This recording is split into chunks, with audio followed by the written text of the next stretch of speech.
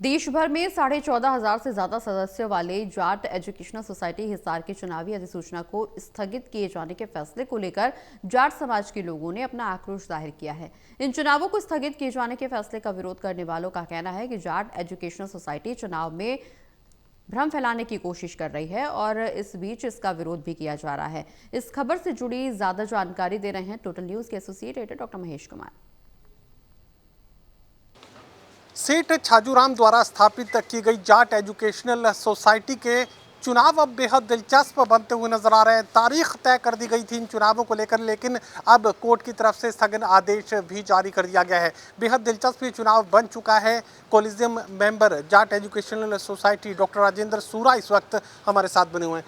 Doctor साहब, बेहद दिलचस्प ये चुनाव बनता हुआ नजर आ रहा था और काफ़ी ज़्यादा गहमा गहमी इस चुनाव को लेकर देखने को मिल रही थी। देश भर में 14,000 से ज़्यादा सदस्य हैं इस जाट एजुकेशनल सोसाइटी के, लेकिन अब चुनाव में किस तरह की रुकावट सामने आ चुकी है?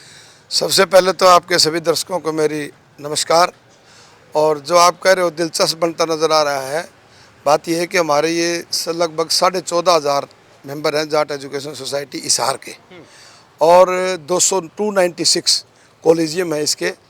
और उसी कॉलेजियम के पहले मेंबर का चुनाव होता है, कॉलेजियम मेंबर का। उसके बाद हमारा उसी दिन जो है ना वोट डलते हैं, हमारे इसके जो ऑफिस बीरर बनने हैं उसके ही वोट डलते हैं। तो सबसे बड़ी दिक्कत यहाँ है, इन्होंने चुनाव की तो घोषणा कर दी, डिक्लेयर कर दिया कि फलां तारीख को चुनाव होने जा रहा है, लेकिन उसके साथ ही इन्होंने ऑब्जेक्शन इनवाइट करे, भाई किसी को कोई ऑब्जेक्शन हो तो एप्लीकेशन दे दो। उसका टाइम दिया 7 दिन का, जो कानून के खिलाफ है। कानून के हिसाब से कम 14 दिन का समय दिया जाना चाहिए था। चलो, इन्होंने जब हमें बताया तो इन्होंने उस समय 14 दिन का कर दिया। उसके बावजूद 14 दिन में जितने ऑब्जेक्शन आए, हमारे साथियों ने, काफ़ी साथियों ने मिलकर कहा कि भाई आप जो है जितने ऑब्जेक्शन आए हैं उनकी एक लिस्ट लगा दो, किसका क्या ऑब्जेक्शन आया है। इन्होंने वो भी नहीं लगाई। मतलब कुल मिलाकर के चुनाव को पूरी धांधलेबाजी में घेर दिया, और कोई भी उसकी जो है ना नियम को पूरा नहीं करके। और अभी तक आप देख लो, नॉमिनेशन होने 26 तारीख को थे, 26 और 27 को इन्होंने कोई प्रक्रिया पूरी नहीं करी। तो लोग जो है ना वो डीआर के पास चले गए, cooperative society, district star cooperative society के पास। उन्होंने फिर ये 15 दिन का स्थगन आदेश दिया है कि भाई 15 दिन के अंदर आरओ और जितनी मैनेजमेंट है वो सारे अपना स्थिति को स्पष्ट करें।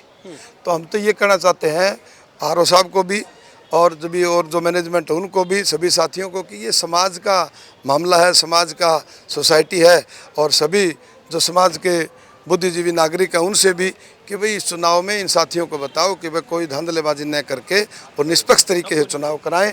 और हमारा तो यही मांग है कि जल्द से जल्द चुनाव कराए जाएं और निष्पक्ष तरीके से कराए जाएं। जाट एजुकेशनल सोसाइटी हिसार के पूर्व प्रधान भी इस वक्त हमारे साथ बने हुए। मुझे बताइए कि चुनाव लड़ा था, धांधली का जिक्र किया जा रहा है, यहाँ पर किस तरह की धांधली की जा रही है और क्या कुछ आप कहना चाहेंगे? ये अभी आरओ लगाया गया था। आरओ लगाने के बाद उन्होंने शेड्यूल जारी किया इलेक्शंस के लिए।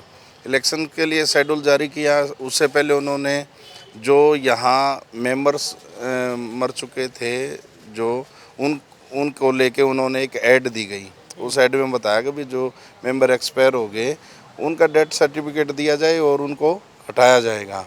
तो उसके बाद इन्होंने शेड्यूल जारी किया। शेड्यूल जारी भी 2 बार किया। एक बार इन्होंने ऑब्जेक्शन 7 दिन के लिए मांगे, जो कि गलत था। फिर उन्होंने ऑब्जेक्शन की डेट बढ़ा के 14 दिन 15 दिन कर दी थी। तो अभी उसके बाद इन्होंने जब शेड्यूल जारी किया, एक लिस्ट चस्पा की थी जो पुराने वाली थी। फिर इन्होंने ऑब्जेक्शन मांगे। ऑब्जेक्शन मांगने के बाद जो लिस्ट चस्पा करनी थी इन्होंने आज तक नहीं की। आज हमारा इलेक्शन का 26 और 27 नॉमिनेशन की डे है। नॉमिनेशन के दिन आज तक शेड्यूल वो लिस्ट जारी नहीं की।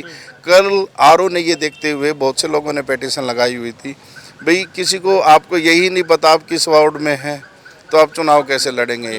तो उस पर आरओ साहब ने इनसे इस शेड्यूल को कैंसिल करके भी उन्होंने ये कहा भी 15 दिन के अंदर अंदर आप हमारे को पूरी जो आपने जितने भी ऑब्जेक्शन मांगे थे वो दिए जाए। लेकिन इसमें सबसे महत्वपूर्ण बात ये है, आरओ ने ऑब्जेक्शन मांगे, मैनेजमेंट कमेटी उसके साथ हैं, अपने लोगों को फ़ोन कॉल कर रहे हैं, भाई आपको किस वार्ड में शिफ्ट करें, आपके वार्ड में कोई यानी कि वोट की चोरी का जो खेल चल रहा था इनका इंटरनली। और आरओ ऑब्जेक्शन मांग के वार्ड को शिफ्ट सेट कर रहा था, जबकि वो आरओ का हक ही नहीं है ये, आरओ के अधिकारक क्षेत्र में नहीं आता। जो ऑब्जेक्शन मांगे गए उन पर ऑब्जेक्शन पर काम करने का अधिकार जो है वो डीआर का ही है। चलिए मुझे ये बताइए कि वोट चोरी के आरोप यहाँ पर लगाए जा रहे हैं, वोट चोरी की ज़रूरत आखिर क्यों पड़ रही है? बस उनके निजी स्वार्थ हैं। संस्था के बारे में कोई विजन नहीं है, अपने निजी स्वार्थों के पूरा करने के लिए ये इस तरह के हथकंडे अपना रहे हैं, जो कि बिल्कुल गलत है। ये एजुकेशन सोसाइटी पूरा हरियाणा के सभी वर्गों के लिए फ़ायदेमंद है, इसका अगर विकास होगा तो। और फिर भी उनकी नीयत इस तरह की रहती है तो ये बड़ी निंदा की बात है। चलिए वोट चोरी के आरोप यहाँ पर लगाए जा रहे हैं एक पक्ष की तरफ से, और दूसरी ये बात तक कही जा रही है कि इन चुनावों को टालने की कानूनी कोशिश अब आगे बढ़ती नजर आ रही है और बहुत सारी धांधलियाँ इस चुनाव में देखने को मिल रही हैं। सहयोगी कमल के साथ doctor Mahesh Kumar, total news, Hisar.